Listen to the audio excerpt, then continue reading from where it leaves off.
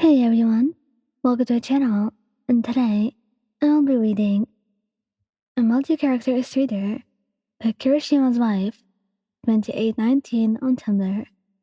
So let's get into it. Midori Izuku. Now, you cannot look at Izuku Midoriya and tell me that he was not ticklish. I mean, look at him. He was a baby, and he was obviously ticklish, and you could not convince me otherwise, so do not try it. Because of this, he knows what it was like to be held down and tickled, since his mother used to do it to him all the time when he was little. See, it doesn't normally tickle you, but if you just got done crying over something and he's trying to cheer you up, he would immediately pin you down and start torturing you by tickling you, laughing along with you as you laughed. He loved seeing you smile and laugh, and that was an easy way to do it. And if you decide to do it back for whatever reason, then there was going to be a full-on war. And normally, Izuku was the winner of said war, since he was a lot stronger than you and more strategic, but it was still a lot of fun. Katsuki Bakugou. Katsuki was secretly ticklish, and you could not convince me otherwise. He'd like to hide it, and it was hidden pretty well, with his tough outward persona. But deep inside, he knew that he was ticklish, and he did not want to try and get it all. It would be just embarrassing for him, and he would like to keep it a secret. So he tries his best to keep it a secret, so you could not get back at him for all the time that he has pinned you down and tickled you until you were a laughing mess. He ended up finding out one night because they were talking with his mom about how much he tickles you and tortures you. And she was like, well, why don't you do it back? And that was the start of the fall of Katsuki's secret.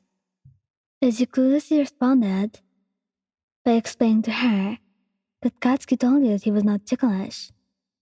And then she responded with a laugh. Oh, really? Before forcing Katsuki to come out of the room, and then tickling the hell out of him in front of you. And from that point on, you would always make it a point to tickle him back when he began tickling you, but you always end up just spinning your wrists above your head with one hand and tickling you with the other. And if he ever dared to tell anyone that he was ticklish, he was going to tickle you every day for hours on end. Kirishima Eijiro. He wasn't really that ticklish, but sometimes he was. You were not able to tickle him when he hardened because it didn't tickle him anymore, and it would hurt you. And with his all manly persona, he did not think that he would still be ticklish all this time. The first time he tickled you had been a complete accident. He had just been rubbing his hands over your sides in a comforting sort of way, and you began to giggle. And after he has the realization that you were in fact ticklish, he starts teasing you about it constantly. He would have you underneath of him and start tickling your sides, and you would be begging for him to stop and let you go. And then he would be like, "Oh, you don't want to be tickled? Go ahead and stop me then." And you could not stop him. It was impossible. It really wasn't possible to stop Kirishima, but his goal was to tickle and torture you until you're a laughing mess. Todoruki Shouto. Shouto was not ticklish at all, and he never really has been. And unfortunately for him, since his childhood was, well, like that, he has not been tickled a lot. So really, it was not his idea to tickle you, since it did not come to his mind to you in the first place. The first time he tickled you was because he overheard somebody in class 1A talking about their special other being ticklish, and then he asked you what it meant, and you had then told him, to which he responded with asking you, "Oh, okay, are you ticklish then?" And deciding to be honest with your pure baby, you have said yes, and you shouldn't have. You should have lied and told him no, but you did not expect him to be so mischievous. He decided to try it for the first time while you two were cuddling in his arm. You already had his hands on your sides. And then, all of a sudden, when you were not prepared at all, he started to tickle you. And after that first time, he grew rather obsessed with how you looked while you were being tickled, since you looked adorable, and he loved hearing your laugh.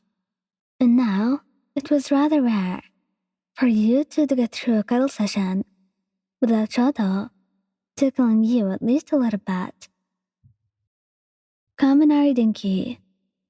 Kaminari was always at least a little bit ticklish, but sometimes he would only just let out a few little giggles. And other times, he would be full on laughing until he could not even breathe. It really depended on his mood.